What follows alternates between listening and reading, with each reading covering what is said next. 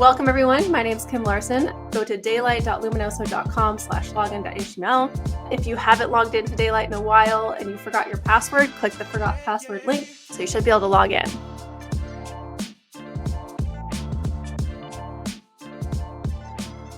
So we have the vertical tabs, which are our feature functionality on the left. We're going to go through the horizontal tabs. The first tab is configure visualization. What do I want to see in the feature pane on the right? What is displayed? A new thing that we have added to that are outliers. So how do you know when your project's done?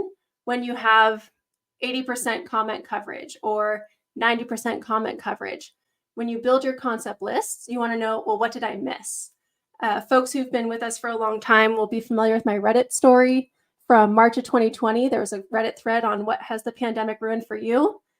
And I thought I had it knocked out of the park. Mental health, school, personal milestones, graduation, my marriage, whatever.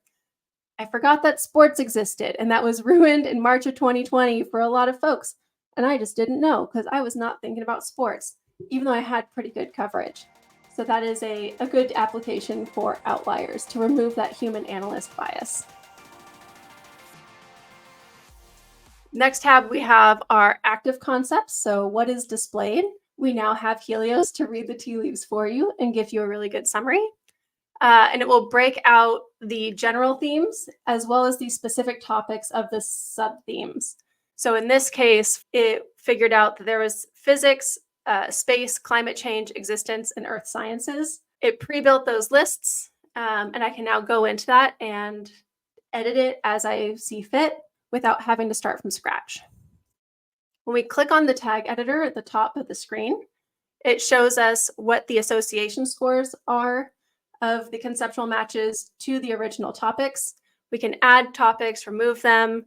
We have control over the color representation if you have specific branding needs, and we can label the tag as we see fit.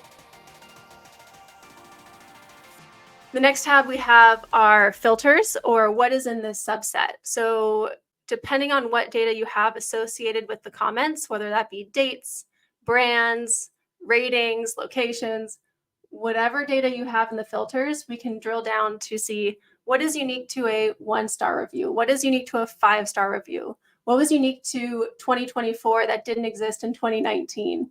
A new thing that we have for filters are collapsed views. Some of you very much love your metadata. You love to have every single question of your survey, and some of your surveys are extensive. So how do we jump to the parts that we like? We can collapse all the views and just expand the things that are relevant to us as we do that step. For a closer view, you can see we collapsed the count of people who found a review helpful, just so we could see the date or the brand name, but we don't necessarily want to see a full spectrum of numbers.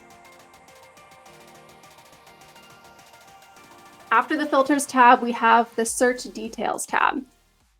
With no concept selected, it shows us the most prevalent terms. Prevalence is distinct from frequency.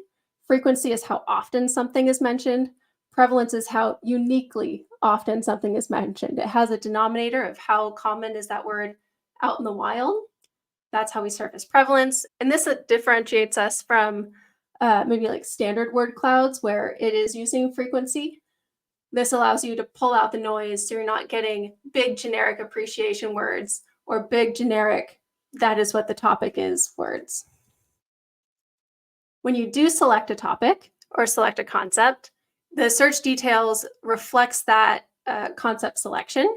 And we can see sunset has 81 exact matches, but associated with sunset includes night, evening, night view, afternoon, clear day, sunny day. Mount Rainier, you can see it on good sunny days, but you can't see it all the time.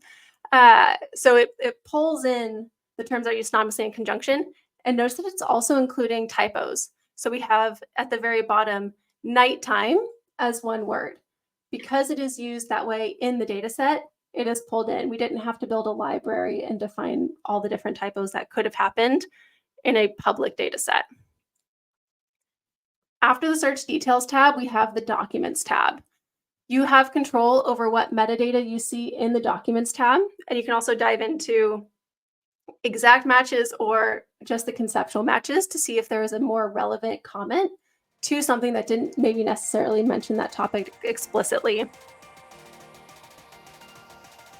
So for this one, the concept selected was rotating, but the second comment here, we see top floor and we see revolving glass floor.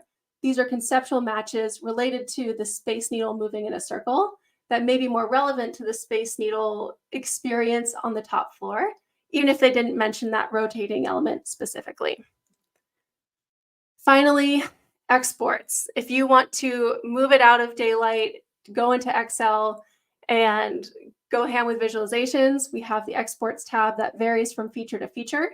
For example, the example on the right here, we have the volume tab, and you can see some bar charts and really get into the exports of the data. If you want to view the comments for a specific topic, for example, rotating floor or physics, you can export the current documents, either exact or total matches, into Excel and get a tagged export of the comments and what other concepts were in there. So you can take that and play with it as you would like.